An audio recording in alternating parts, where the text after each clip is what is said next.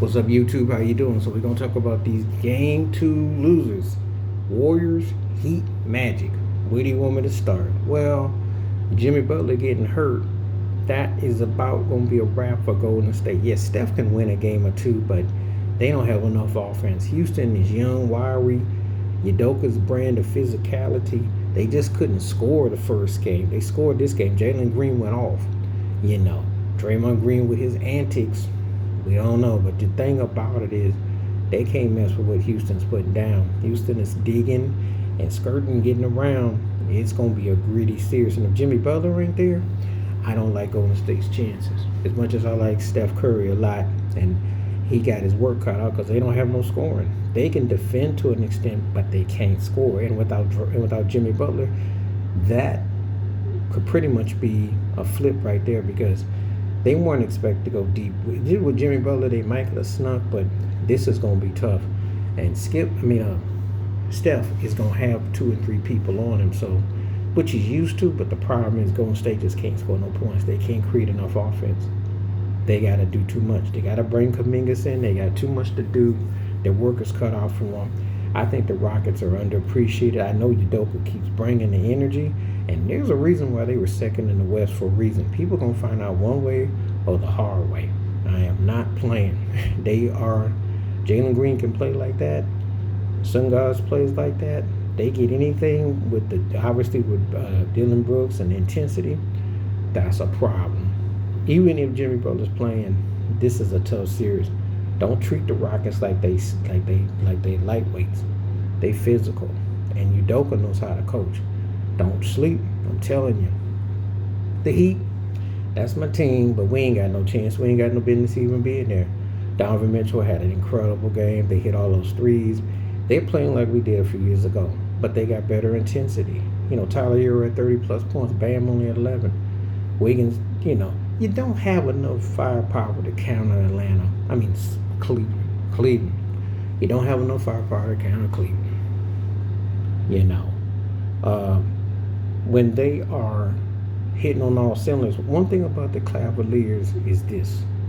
They've played cohesive basketball all season.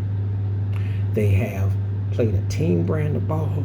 And when you got 5 guys who can go 15 points each and Jared Allen can protect the rim and the bench can come, how are you going to combat that? Miami's just too light in the cakes and don't have that dude, and that's the problem. They really don't. I give every supposed to at least they got to the playoffs. You can always say that, but for what? To get broomed? You ain't got a chance against Cleveland. They just too deep for you. Not a good matchup for Miami. Ain't gonna be no surprises here, so that's not a surprise. I expect this to be a pretty straightforward series, unless Miami can win a game or two. In Miami, if they don't, gentleman sweep or a straight sweep. And at this point, I don't really mind because Miami is not that good. They're not good enough to be in that mix. I know it. And then we get to the Celtics over Orlando. Jason Tatum's wrist. Banchero had 32, but Orlando doesn't score points. They're not quick. They're not fast. They're not explosive. There's no easy buckets. And Jaylen Brown showed you why he was Eastern Conference and Finals MVP last year. They can't beat that. They don't really even need. They just need one of them to beat Orlando because Orlando doesn't have the depth. Orlando is lucky to be an average team who's on the right path, but they need somebody else to speed the tempo. They need somebody else that can, against teams that are below them or about their level, they can beat. They're not touching the tougher tier teams. And this series is ugly. It's ugly because if Boston feels like going another gear, Orlando don't have a chance. They don't have a chance. They may get a game, but they're not on Boston's level. And when the Celtics put it together, I told you, Joe Mazzola is one of the best coaches to go in the day. He doesn't get his due. Their defense is sound. When Porzingis is back, Drew Holiday, Al Horford, come on now. Pritchard won the six man, what have you. Come on now, you're not beating Boston. You're not beating Boston. They're too deep, and they're not going to. So this Golden State Houston series is going to get real interesting. Cleveland is too overpowering for Miami, and Boston's too overpowering for Orlando. Like I said, there's only 3 series that I keep my eyes on. Houston Golden State, and then I mentioned the Clippers in Denver. That's intriguing.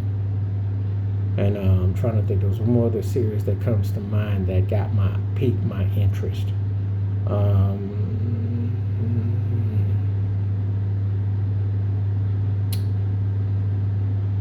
That's about. Oh yeah, New York and Detroit. That's it.